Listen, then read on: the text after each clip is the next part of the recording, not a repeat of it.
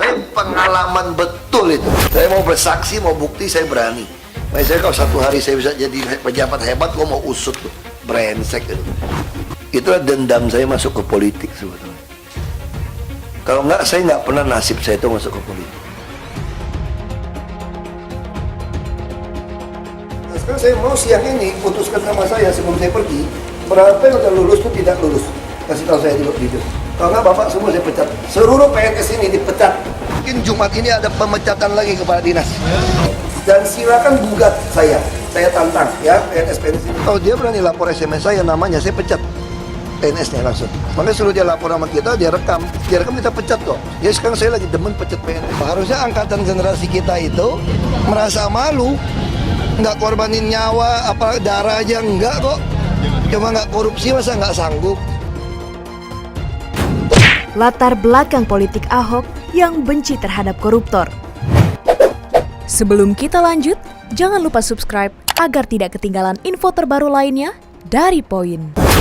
Percayalah bahwa kekuasaan itu Tuhan yang kasih, Tuhan yang ngambil. Basuki Cahayapurnama atau yang akrab dipanggil Ahok namanya kini kembali bersinar setelah dirinya dinyatakan resmi menjabat sebagai komisaris utama di perusahaan BUMN Pertamina milik negara.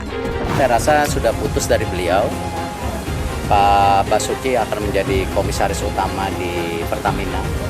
Selain itu, ia juga digadang-gadang sebagai pembersih para birokrat nakal atau koruptor yang selama ini menjadi momok besar bagi perusahaan tersebut. Saya nggak tahu maksud mafia migas itu apa ya. Paham. Saya kan bukan godfather. Jika melihat jejak karirnya sebelum masuk di dunia politik, pria kelahiran Manggar, Belitung Timur ini dahulunya merupakan seorang pengusaha.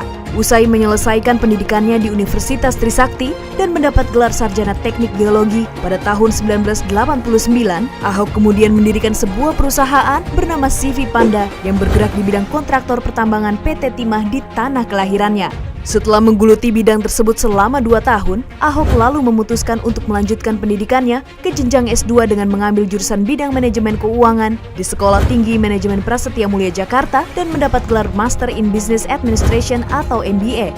Dengan bermodal pengalaman di bidang kontraktor dan gelar yang disandangnya, Ahok pun diterima kerja di PT Simaksindo Primadaya di Jakarta, sebuah perusahaan yang bergerak di bidang kontraktor pembangunan pembangkit listrik. Di PT tersebut, Ahok menjabat sebagai staf direksi bidang analisa biaya dan keuangan proyek. Namun di tahun 1992, ia pun memutuskan untuk berhenti bekerja dan pulang ke kampung halaman untuk membangun sebuah perusahaan yang bernama PT Nurindra Eka Persada, di mana perusahaan tersebut didirikan sebagai persiapan untuk membangun pabrik gravel Peksen atau GPS pada tahun 1995. Sayang langkahnya terhenti di tahun 1995. Pabrik Ahok ditutup pemerintah lantaran ada oknum pemerintah yang menerbitkan sertifikat hutan lindung di lahan tambang miliknya. Karena merasakan pahitnya berhadapan dengan politik dan birokrasi yang korup, membuat Ahok berniat untuk terjun ke dunia politik dan menjadi pejabat. Saya pengalaman dulu dengan oknum kehutanan, Menteri Kehutanan. Saya pengalaman betul itu. Saya mau bersaksi, mau bukti, saya berani. Makanya saya kalau satu hari saya bisa jadi pejabat hebat, gua mau usut tuh. Brengsek itu. Hutan lindung pantai disikat perusahaan sawit 500-an hektar. Lalu solusinya apa? Saya paksa mengeluarkan surat. Semua izin tambang yang di dalam hutan lindung saya cabut. Itulah dendam saya masuk ke politik. Kalau enggak, saya nggak pernah nasib saya itu masuk ke politik.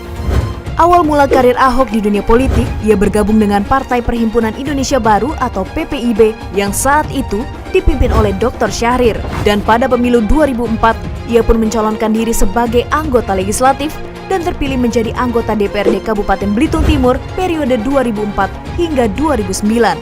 Selama menjabat di DPRD, Ahok berhasil menunjukkan integritasnya dengan ikut dalam aksi menolak praktik KKN.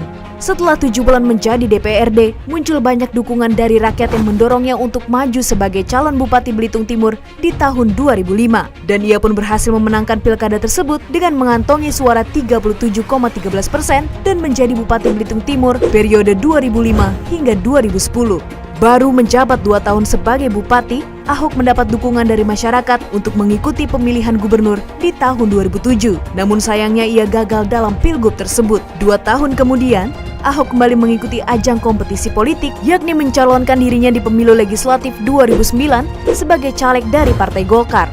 Hasil dari pemilu legislatif itu pun cukup memuaskan. Ahok berhasil masuk menjadi anggota DPR dan menduduki kursi di Komisi 2. Sebelumnya di tahun 2006, Ahok pernah dinobatkan oleh majalah Tempo sebagai salah satu dari 10 tokoh yang mengubah Indonesia. Dan di tahun 2007, ia dinobatkan sebagai tokoh anti korupsi dari penyelenggara negara oleh Gerakan 3 Pilar Kemitraan yang terdiri dari Kadin, Kementerian Pendayagunaan Aparatur Negara, dan Masyarakat Transparansi Indonesia. Tahun 2012, nama Ahok kian mencuat karena dipilih Joko Widodo atau Jokowi sebagai calon wakil gubernur DKI Jakarta yang diusung oleh PDIP dan Gerindra.